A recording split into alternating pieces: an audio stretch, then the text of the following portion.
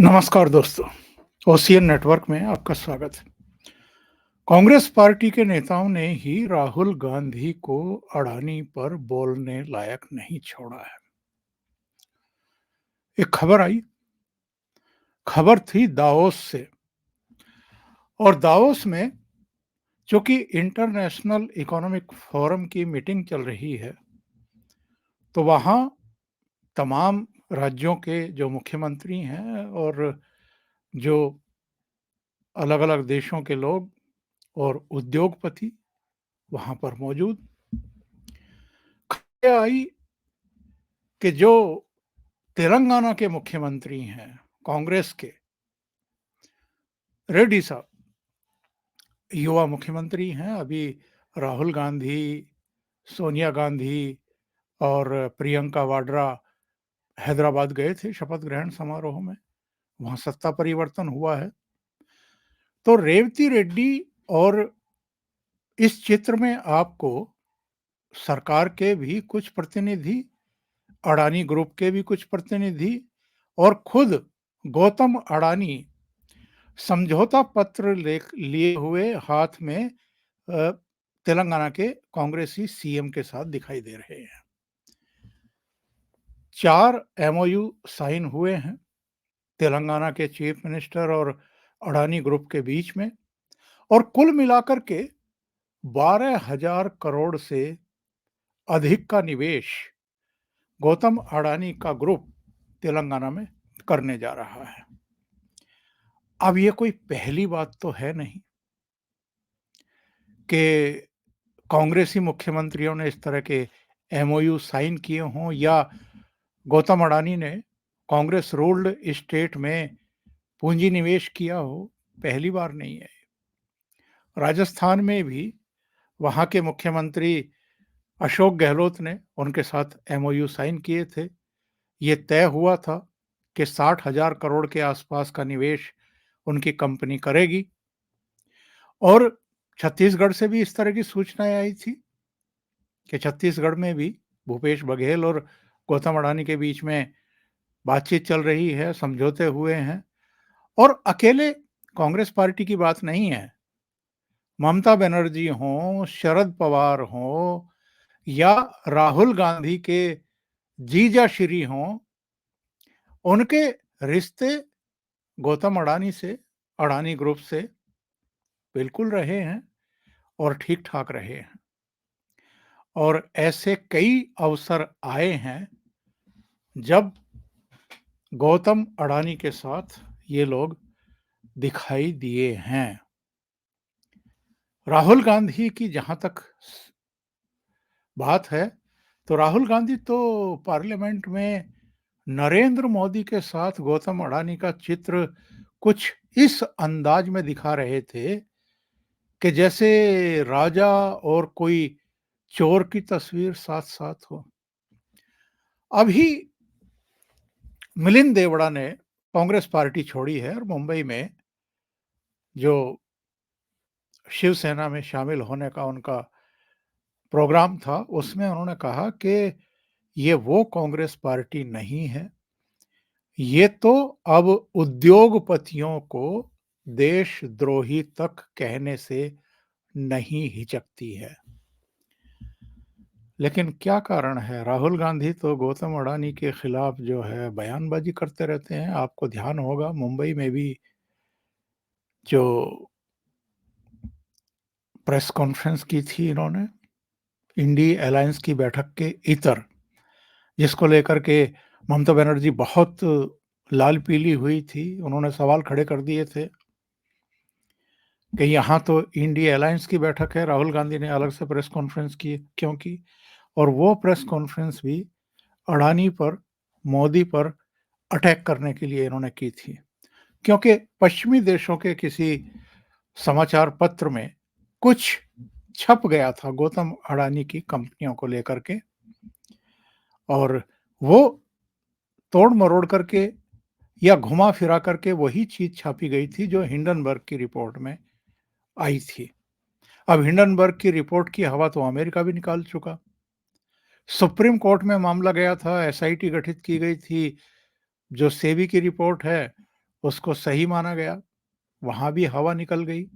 लेकिन राहुल गांधी बाज नहीं आते हैं, जब भी उनको मौका लगता है, उनका रिकॉर्ड वैसे ही बजने लगता है, जैसा शुरू से बजता आया है अडानी और मोदी को लेकर के।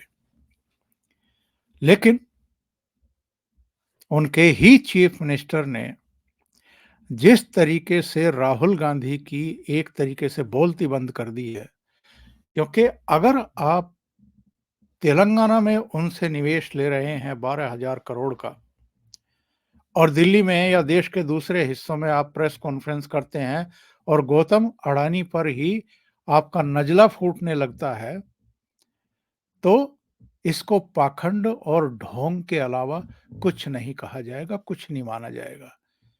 यही इससे संदेश और संकेत मिलता है कि चूंकि गौतम अडानी या अंबानी गुजरात से आते हैं और प्रधानमंत्री नरेंद्र मोदी भी गुजरात से आते हैं, तो आप देश के प्रतिष्ठित उद्योगपतियों का गलत तरीके से प्रधानमंत्री के साथ नाम जोड़ करके उनकी छवि बर्बाद करने की कोशिश करते हैं और इन्हीं के इस मिथ्या अहंकारपूर्ण पाखंडपूर्ण जो प्रचार है, जो मुहिम है, उसी का सहारा लेकर के कोई हिंडनबर्ग जो है कोई रिपोर्ट तैयार करता है किसी जॉर्ज सोरोस के इशारे पर, और उसके बाद केवल उद्योगपति का 1 लाख करोड़ से अधिक नहीं डूबता है, ये देश का डूबता है।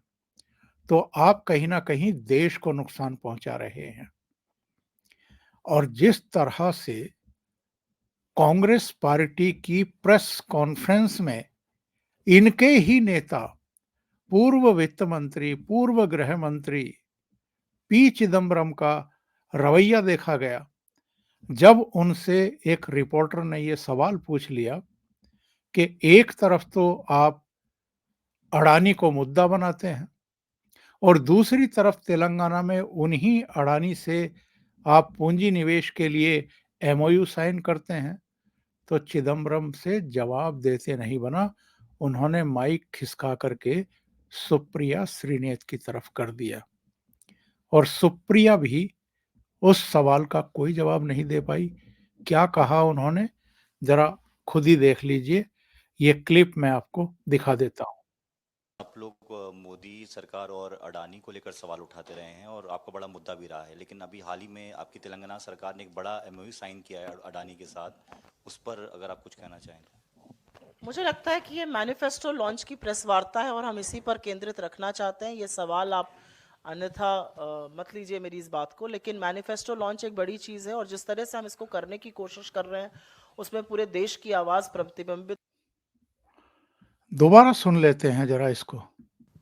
सर, अक्सर आप लोग मोदी सरकार और अडानी को लेकर सवाल उठाते रहे हैं और आपका बड़ा मुद्दा भी रहा है, लेकिन अभी हाल ही में आपकी तेलंगाना सरकार ने एक बड़ा एमओयू साइन किया है अडानी के साथ। उस पर अगर आप कुछ कहना चाहें तो। मुझे लगता है कि ये मैनिफेस्टो लॉन्च की प्रेस वार्ता है और हम इसी पर केंद्रित रखना चाहते हैं। ये सवाल आप अन्यथा मत लीजिए मेरी इस बात को, लेकिन मैनिफेस्टो लॉन्च एक बड़ी चीज़ है और जिस तरह से हम इसको करने की कोशिश कर रहे हैं उसमें पूरे देश की आवाज़ प्रतिबिंबित।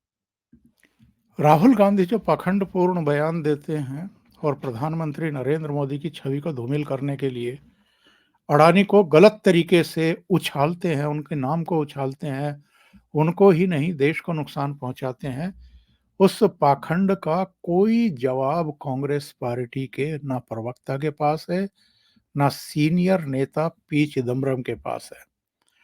यानी राहुल गांधी इस मामले में पूरी तरीके से पार्टी में अलग थलग पड़ चुके हैं।